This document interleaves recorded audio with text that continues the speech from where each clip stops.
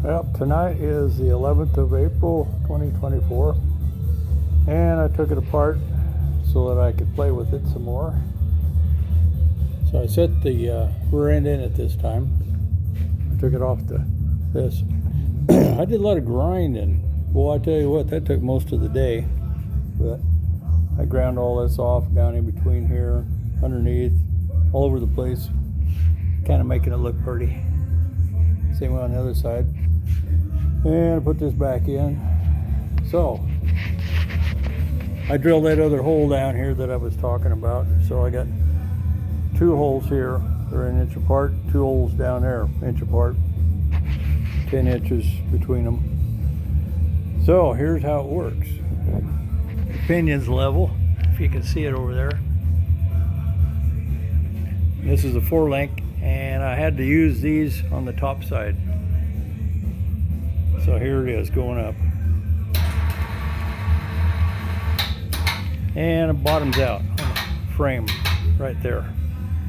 So I'm thinking, man, if I ever hit a hole that deep, I'm thinking about having to cut a notch in there and put a hoopy in it so that it'll clear, but all I'm going to do is gain about 2 inches or better. But anyway, here's how this thing kind of works. Okay, that's all the way up. That's all the way down. And if you watch right here,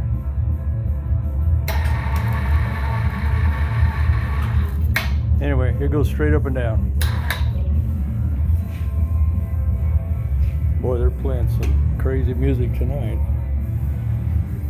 And let's see, let's get her in the middle. Where's my winch? There it is. I figure that's probably the riding height I'll be using. But it'll teeter-totter. And the pinion stays straight up and down, and that's kind of what, because really short drive shaft, you don't want this thing moving too much or changing the angle. But anyway, it's still dead center. And had to take that little nut off of here to get that. I got it about 2 turns out, and if I measure between here and there and here, it's the same, 2 inches.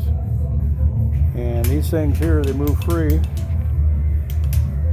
and that's what you kind of want. This side here does the same thing. You don't want any bind in it. So, and these things are maxed out, 22 inches. So if I get 23, that'll put them up about into here, because you can order them any length you want, even a half length. So they're about 80 bucks, I think, or so for 4 of them. But I gotta come up with something for this thing here, this sway bar. And see, one touches over there, and it don't touch here because when they put these torsion bar tubes in, one's at one angle and one's at the other angle. So I'm gonna have to compensate with the adjustment.